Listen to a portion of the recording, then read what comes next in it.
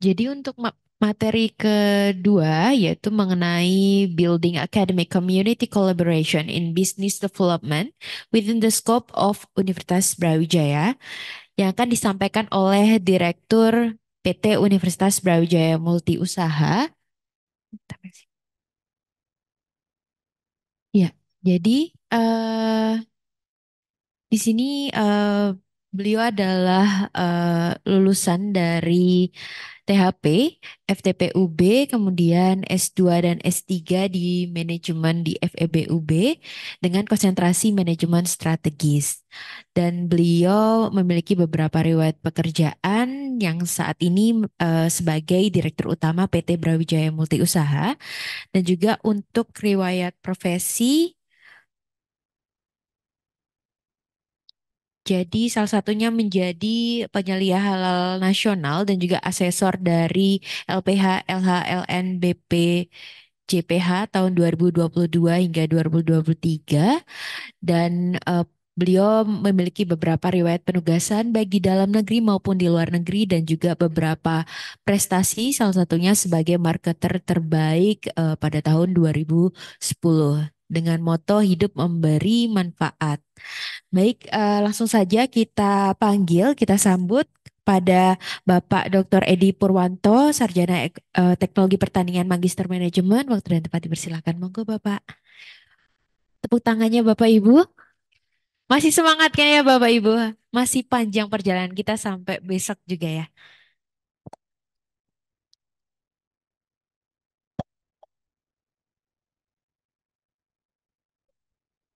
Ya, ada. Baik, Bapak Ibu sekalian, Bismillahirrahmanirrahim. Assalamualaikum warahmatullahi wabarakatuh. Selamat pagi, salam sejahtera untuk semuanya, salam sehat. Bapak Ibu sekalian, yang saya hormati, Pak Iqbal selaku Direktur DIKST, moderator, Bapak Ibu sekalian, ada Pak apa? Staf Pak Pak Dias, Pak Dr. Dias, serta tim DIKST, Bapak Ibu sekalian, para kolega dari Fakultas Kedokteran. Mohon izin pada siang hari ini saya diberi kesempatan diundang ke FK ini untuk menyampaikan beberapa hal terkait dengan PT BMU. Jadi kalau bicara tentang PT BMU, mungkin Bapak Ibu sekalian baru mendengar hari ini ya, karena memang ini perusahaan baru Bapak Ibu sekalian punya Universitas Brawijaya. Oleh karena itu penting saya untuk menyampaikan terlebih dahulu tentang profil dari PT BMU, kemudian nanti bagaimana yang bisa dikontribusikan termasuk relasi atau kerjasama yang bisa dilakukan.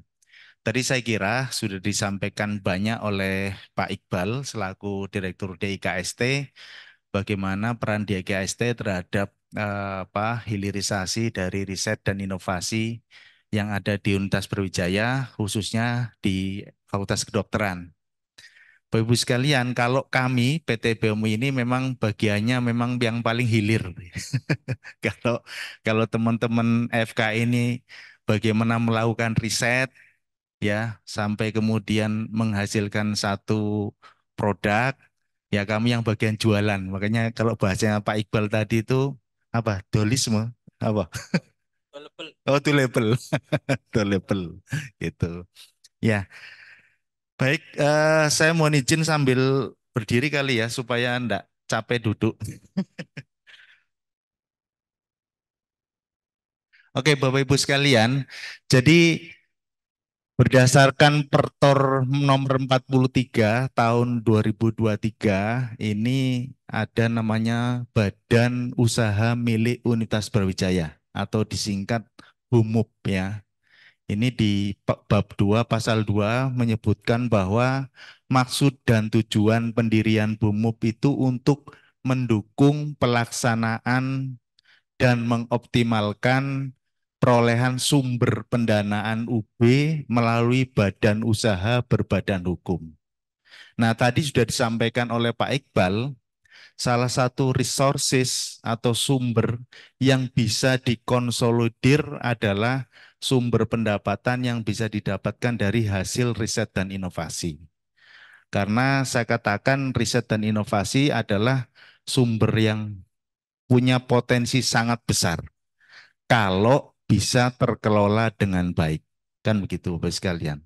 Apalagi di FK, ini kan kalau saya istilahkan satu produk yang bisa dihasilkan itu high cost atau bisa berbiaya tinggi, high risk atau resiko tinggi, dan juga high profit. Kan begitu, ya kan? Kadang untuk melakukan risetnya itu berbiaya tinggi, resikonya juga tinggi. Tapi ketika bisa dijual di luar, maka bisa menghasilkan profit yang tinggi pula. Kan begitu.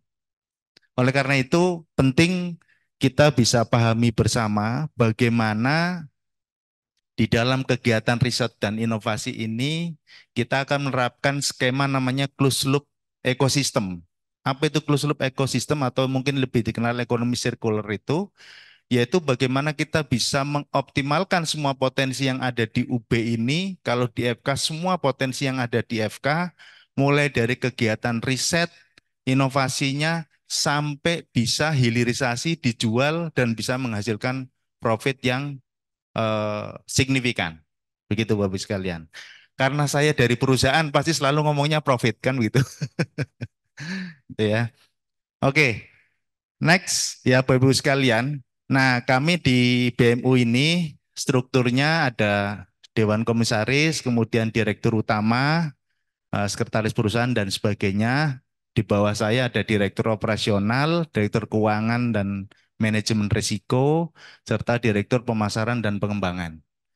Ini tentunya dengan struktur begini kami berharap nanti akan menjadi sebuah entitas perusahaan yang bisa bergerak dengan lincah, cepat, dan bisa membantu proses hilirisasi yang ada di UB ini dengan lebih baik lagi. Selanjutnya, Bapak Ibu sekalian, visi kami adalah menjadikan perusahaan yang sehat, profesional, dan berkinerja unggul sebagai penopang utama pendapatan Universitas Brawijaya. Jadi clear and clean di situ bagaimana kami bisa menjadi perusahaan yang sehat. Jadi sesuai dengan FK juga ini. Yang paling utama sehat ya Bapak Ibu sekalian. Jadi perusahaan pun harus sehat. Yang kedua, kami memang harus bekerja secara profesional, dan yang ketiga tentunya untuk bisa menghasilkan sesuatu yang signifikan, kami harus berkinerja unggul. Kan begitu. Oleh karena itu kami jadikan visi kami. Nah, bagaimana misi kami? Tentunya ada beberapa misi. Yang pertama adalah mempunyai performa bisnis yang sehat. Yang kedua adalah memiliki SDM yang unggul dan berintegritas, ya, serta dikelola secara profesional. Yang ketiga, memiliki kinerja unggul baik secara nasional maupun internasional. Yang keempat, berjejaring dan berkolaborasi dengan segenap stakeholder, termasuk yang ada di fakultas-fakultas di lingkungan Universitas Brawijaya. Dan yang terakhir adalah sebagai kontributor utama pendapatan Universitas Brawijaya. Gitu ya. Bapak Ibu sekalian perlu diketahui PT BMU ini atau Brawijaya Multi Usaha ini kepemilikan sahamnya 100% milik Universitas Brawijaya. Ya, Bapak Ibu sekalian. Jadi 100% milik Universitas Brawijaya. Next. Nah, moto kami grow and prosper together. Jadi kita harus selalu bertumbuh dan bisa mensejahterakan bersama. Bersama-sama, Bapak Ibu sekalian. Oleh karena itu, eh, penerjemahan visi ini betul-betul kami komitmenkan supaya bisa sesuai dengan yang diharapkan oleh Bapak Rektor beserta segenap jajaran pimpinan yang ada di UB. Kami 2 minggu lalu kebetulan diminta untuk presentasi di depan para pimpinan UB, mulai dari rektor, wakil rektor, semua dekan, dan pimpinan unit yang lain. Kami sampaikan bagaimana posisi PT BMU ini ke depannya.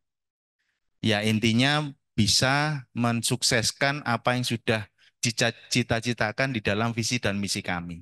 Gitu Bapak Ibu sekalian. Selanjutnya budaya. Jadi kami juga mengembangkan satu budaya perusahaan. Yang pertama adalah budaya personal dan teamwork yang menjunjung tinggi etika bisnis. Karena di dalam entitas universitas, maka yang namanya etika bisnis harus betul-betul dijaga betul. Ini sebagai sesuatu yang sangat basic. Jadi walaupun berbisnis tetap ada etika-etika yang harus kita jaga di situ. Kemudian yang kedua, bekerja profesional dan adaptif terhadap perubahan. Tiga, berorientasi terhadap target, opportunity, dan profit atau TOP. Kemudian mengembangkan budaya kreatif dan inovatif. Dan yang kelima adalah digital ecosystem bisnis. Itu. Selanjutnya Bapak Ibu sekalian, ini strategi kami yang kami kembangkan ke depannya. Yang pertama adalah transbody atau transformasi budaya, organisasi, dan digital internal.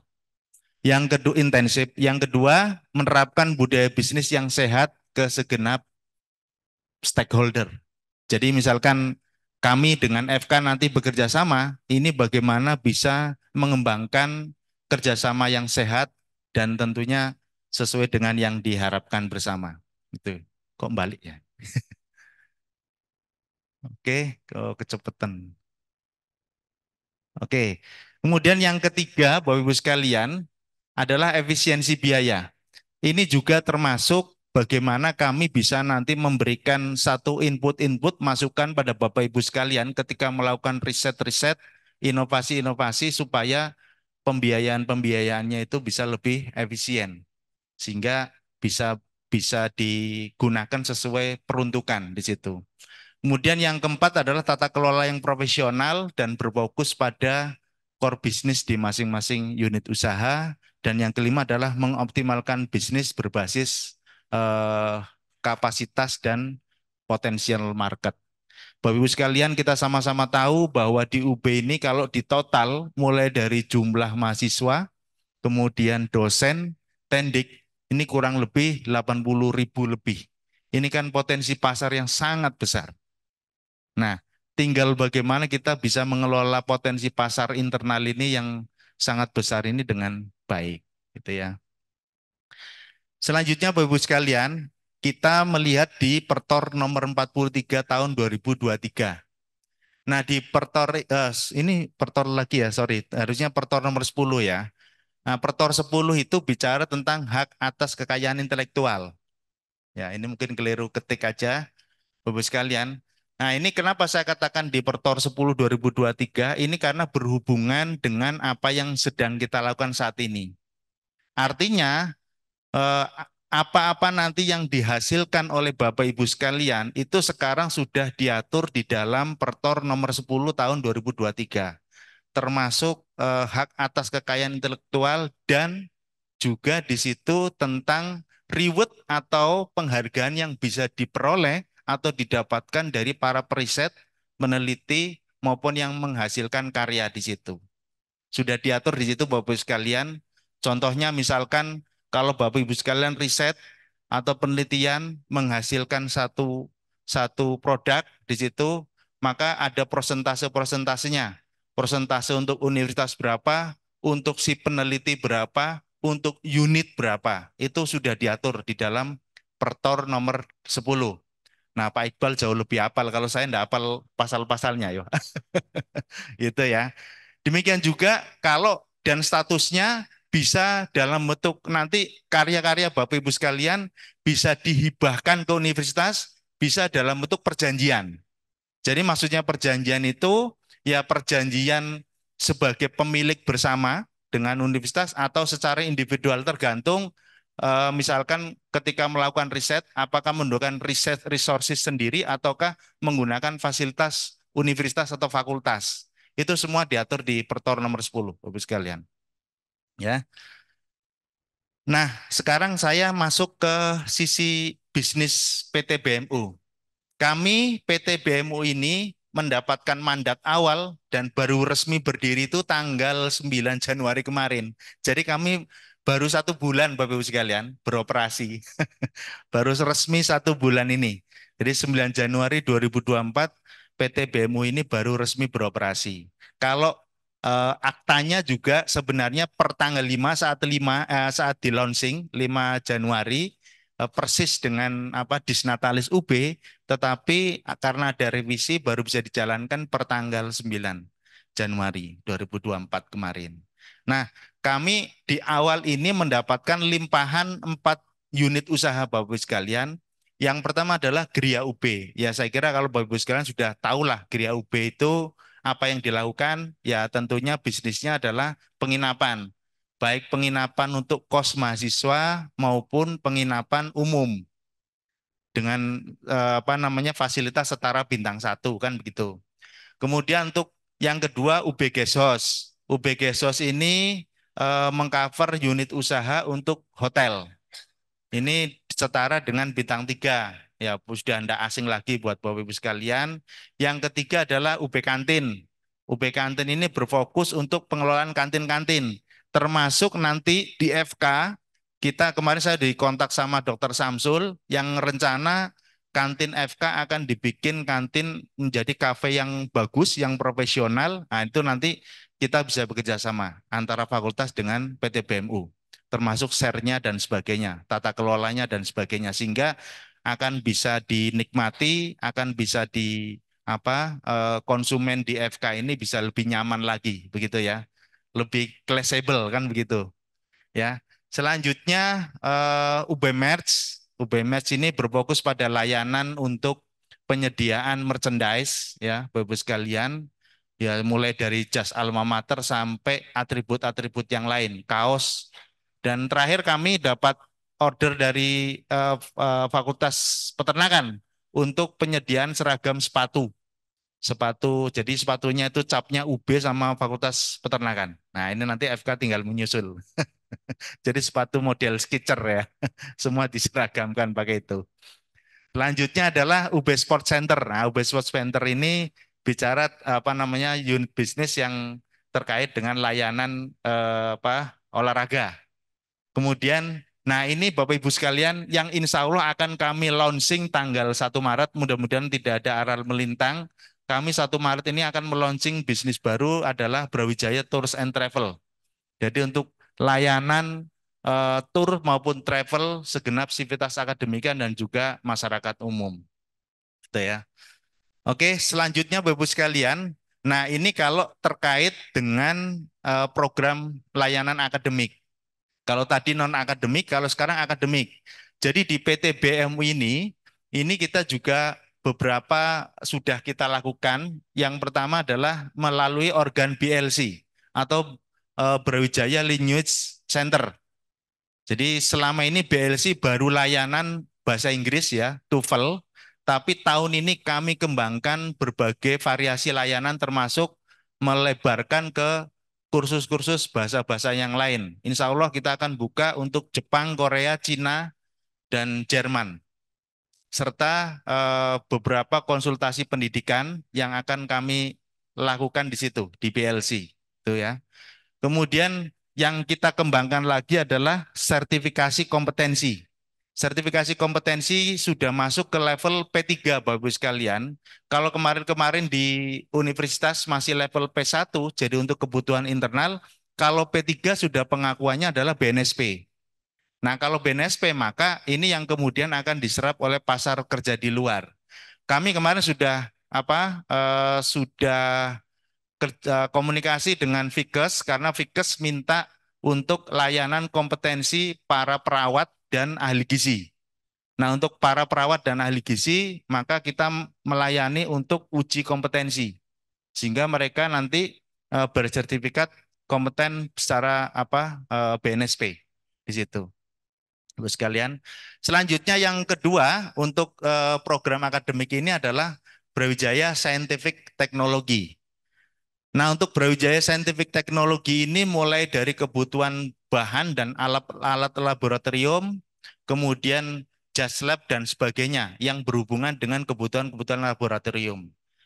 Dan tentunya Bapak Ibu sekalian, ya, ada layanan-layanan lain yang akan kami lakukan sesuai dengan request atau sesuai dengan apa yang menjadi amanat Pak Rektor melalui eh, Wakil Rektor 5, yaitu riset dan inovasi, maka kami juga harus melakukan tahapan melanjutkan bola yang diberikan oleh DKST dan tim, yaitu proses hilirisasi dari produk-produk yang atau hasil riset yang dihasilkan oleh Civitas Akademika UB. Nah, misalkan di FK ternyata kami beberapa waktu lalu sudah diskusi dengan Pak Dekan, Wadek 1, Wadek 2. Ternyata di FK sudah banyak menghasilkan produk ya, produk-produk yang ada di FK. Namun demikian baru berhenti kalau tadi sudah diklasifikasi oleh Pak Direktur, itu baru di level 6, 5, 6 ya, gitu ya. Belum sampai ke 7, 8, 9. Padahal nanti ketika sudah masuk ke level 7, 8, 9, maka PT BMU bisa intervensi. Contoh sederhana misalkan, mungkin kalau tidak salah dari salah satu dosen di sini menghasilkan apa? Sudah bikin stetoskop ya kalau tidak salah. Stetoskop. Kalau dari perspektif standarisasi stetoskop mungkin sudah layak dipakai untuk mendiagnosis apa namanya? Untuk memeriksa pasien. Tetapi dari sisi eksternal dianggap belum layak, kan begitu? Ini kan jadi persoalan. Menurut internaliku wis layak memenuhi standar, tapi eksternal dianggap belum. Maka tugas kami adalah mengantarkan satu. Makanya tadi saya sudah ada kesepakatan dengan Pak Direktur, Pak DKST itu, bahwa nanti jalan tengahnya adalah untuk produk-produk seperti stetoskop ini mungkin kita akan melakukan market terbatas ya Pak ya. Jadi market terbatas artinya apa? Kalau itu memang secara medis bisa dipertanggungjawabkan, maka kami bisa membantu proses ke apa namanya komersialisasi walaupun di pasar internal. Baru level untuk mungkin kalangan mahasiswa dulu. Bahasanya mungkin kalau dijual di mahasiswa, kalau mahasiswa beli di hasil karyanya dosen sendiri dibandingkan beli di luar, mungkin selisihnya bisa banyak. Karena itu tadi, walaupun standarnya sama-sama sudah memenuhi standar medis, tetapi karena belum memenuhi unsur izin dan lain-lain yang layak untuk dijual di luar, maka kemudian harganya menjadi selisihnya banyak sekali. Kan begitu ya. Bisa mungkin stetoskop bisa selisih 500.000 atau 300.000 gitu kali ya. Itu contohnya. Belum lagi produk-produk yang lain, produk-produk yang dihasilkan oleh teman-teman kedokteran gitu ya. Mungkin pen atau dan sebagainya. Gitu. Ini saya kira yang akan menjadi atensi kita, kerjasama kita antara Fakultas Kedokteran, DIKST, dan PT BMU di situ. Saya sudah matur termasuk konsultasi dengan Pak Warek II, konsultasi dengan Biro Hukum, itu memungkinkan. Jadi misalkan nih, ya tadi saya contohkan ada stetoskop yang dihasilkan oleh dokter dan bisa dipertanggungjawabkan secara medis untuk dilepas layak dipakai, maka itu bisa kita bantu penjualannya di level internal. Bahasanya nanti tinggal ditempeli apa? Untuk kalangan terbatas internal sehingga secara hukum tidak akan bermasalah. Karena biasanya akan selalu begitu. Padahal produknya sudah layak, menurut regulasi dianggap belum layak, ketika dijual jadi masalah. Termasuk masalah hukum. Nah, ini coba kita cari jalan tengahnya di situ. Sambil tentunya DKST dan kami membantu juga proses sampai melewati tahap 9 dan siap untuk betul-betul komersialisasi. Begitu. Kalau tidak, ya seperti yang disampaikan oleh Pak Iqbal tadi, ya risetnya akan muter terus di situ. Baru sampai level 3, 4 balik meneh siji. Terus kapan dadine? Gitu ya. Padahal kita sama-sama sudah punya komitmen closed loop ekosistem. UB sudah sangat layak, punya kapasitas, punya kapabilitas, punya resources, mulai dari hulu sampai hilirnya. Nah, sekarang PR kita bagaimana mengkonsolidir itu. Nah, hari ini itu adalah momentum untuk melakukan konsolidasi itu, Bapak Ibu sekalian. Ya. Oke, lanjut Bapak Ibu sekalian. Nah, ini tadi yang saya katakan di Pertor 10 itu sudah jelas di situ tentang hak atas kekayaan intelektual. Jadi jangan khawatir Bapak Ibu sekalian, dengan keluarnya Pertor nomor 10 tahun 2023 ini, maka apa-apa karya yang dihasilkan oleh Bapak Ibu sekalian mendapatkan perlindungan juga akan mendapatkan reward yang layak gitu. Ya. Ada sudah sebutkan ada yang kalau menggunakan fasilitas fakultas atau universitas maka share-nya adalah 40 40 20. Kalau menggunakan fasilitas mandiri, uang pribadi dan sebagainya tidak menggunakan fasilitas universitas, maka share-nya adalah 2575. Itu ada sudah diatur di apa namanya? Diatur di apa Pertor nomor 10. Ini Bapak Ibu sekalian tinggal baca aja. Ada di situ, ya. Oke, jadi ini Bapak Ibu sekalian, maka di situ disebutkan di pasal 6 ayat 3, setiap inovasi, invensi, ciptaan, dan atau hasil penelitian yang berpotensi menjadi kekayaan intelektual yang diperoleh dari penugasan UB wajib didaftarkan melalui Pusat Pengelolaan Hak Kekayaan Intelektual atas nama UB. Nah, itu sudah clear. Tinggal nanti masalah share penghargaannya juga sudah diatur.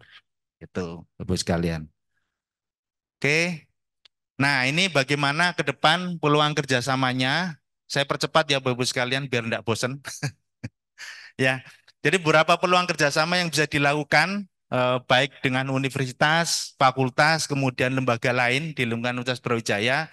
Yang pertama adalah penyediaan kami ini terutama dari PT BMU adalah tentang penyediaan kebutuhan rutin dan insidental. Ya, kemudian yang kedua akselerasi perizinan produk. Nah, ini yang tadi dikatakan Pak Iqbal tadi, kalau nanti Bapak Ibu sekalian sudah masuk ke level 7, geser 8, 9, ya kita akan intervensi masuk membantu di dalam proses kesiapan kelengkapan dalam hal perizinan. Sehingga apa? Ketika nanti dilempar keluar sudah layak pasar, kita sudah siap semuanya. Gitu Bapak sekalian. Kemudian in-house dan order point, ya ini sifatnya umum. Kita yang tadi bisa kerjasama yang sifatnya non-akademik, ya.